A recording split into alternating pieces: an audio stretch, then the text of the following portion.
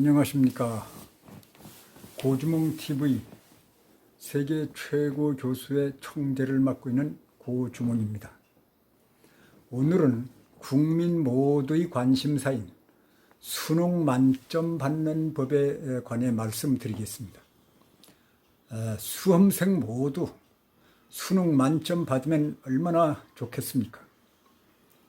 수능 칠 때마다 몇 명 내지 몇십 명이 만점자가 배출되고 있으니 수능 만점이 기적을 누구나 꿈꿀 수밖에 없지 않습니까? 그러면 평생을 교육계에 몸담아 오며 수없이 시험을 봐왔고 또한 시험 출제도 해본 교수로서 수능 만점을 받는 법에 관해 몇 가지 말씀드리죠.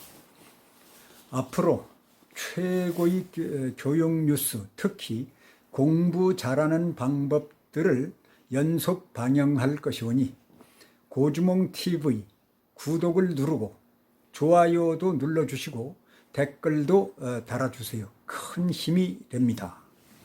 시험은 옛날에는 주로 주관식을 많이 봤는데 요즘에는 객관식을 많이 봅니다. 객관식도 그전에는 사지선다형 곧 한 문제를 네 가지 답 중에서 하나를 골랐는데 최근에는 오지선다형, 즉 5가지 답 중에서 정답을 하나 고르는 것으로 바뀌었습니다. 이러다 보니까 때려 맞추기 식으로 운만 좋으면 수능 만점을 받습니다. 실력이 별로라도 뽑기를 잘하는 사람이 있듯이 정말 요령을 알면 성적이 꽤 좋게 나오는 학생이 있습니다.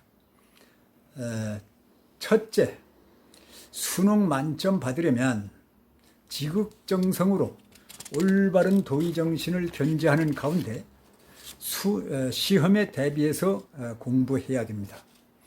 둘째, 수능이라고 겁내서는 절대로 안 됩니다. 수능은 학교 시험과 달라서 1년에 한 번밖에 없고 대부분의 학생들에게는 사실상 수능은 일생에 단 한 번밖에 없는 시험이 되므로 정말 바짝 긴장하지 않을 수 없고 너무 긴장함으로 말미암아 그만 제대로 실력을 발휘하지 못하고야 맙니다. 그러므로 긴장을 풀고 여느 시험처럼 담담하게 생각할 필요가 있죠. 그런데 이게 절대로 쉬운 일은 아닙니다. 셋째, 이제 수능이 5, 6일밖에 안 남았으므로 5일 수능 작전을 세워야만 합니다. 이 5일 동안 어떻게 하느냐 여하에 따라 수능 만점을 받느냐 아니냐가 결정됩니다. 이 5일은 정말 중요합니다.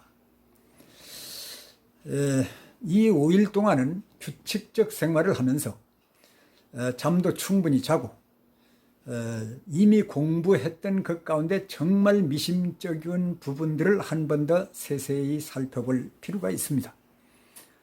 그리고 절대로 새로운 것을 배우거나 새로운 문제를 풀려고 해서는 안 됩니다. 넷째, 5일 수능 작전에서 아침, 점심, 저녁 3차례 깊은 숨쉬기를 5-6번 할 필요가 있습니다. 처음에는 입을 삐쭉 내밀고 후 하고 길게 내뿜습니다. 내뿜을 대로 내뿜은 다음 몇 초 뒤 반대로 코로 길게 들이마십니다. 이걸 반복해서 한 5번 하면 긴장도 풀리고 또한 산소 호흡도 많이 되기 때문에 이 뇌혈관에 산소를 공급해서 피돌기가 잘 돼가지고 머리가 맑아집니다. 5째, 5일 수능 작전에서 잠자는 시간을 15분씩 앞당겨 아침에 15분 일찍 일어나는 습관을 길들여야 수능 보는 날 일찍 일어나 하루 종일 졸리지 않고 시험을 정상적으로 볼 수 있습니다.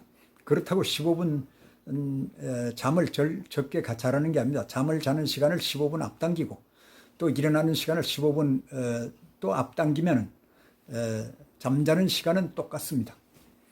그리고 손발을 항상 따뜻하게 유지하여 피돌기가 잘 돼야 합니다. 특히 잠잘 때 얇은 이불 2겹으로 해서 덮고 자야 손발을 따뜻하게 유지할 수 있습니다. 피돌기가 잘 되지 않으면 머리가 잘 돌아가지 않으므로 수능 만점이 나오지 않습니다. 최고로 중요한 건 피돌기가 잘 되도록, 그래야 머리가 잘 돌아가서 수능 만점이 나오는 것입니다. 여섯째, 시험 당일날 12월 3일은 평상시보다 1시간쯤 일찍 일어나 세면을 하고 팔다리목 전신 운동을 약 15분 정도 하는 게 좋습니다. 맨손 체조도 좋습니다. 이 맨손 체조를 이렇게 저렇게 하고 발도 움직이고 목 운동도 하고, 이래야 목이 부드러워져서 머리에 그 피돌기가 잘 돼가지고 머리가 맑아집니다. 또 집 주위를 걸어다니며 깊은 숨쉬기를 하는 것도 좋습니다. 물론 약 15분 정도입니다. 일곱째, 시험장에는 적어도 40분 전에 도착하여 둘레 환경을 살펴보며 깊은 숨쉬기를 합니다.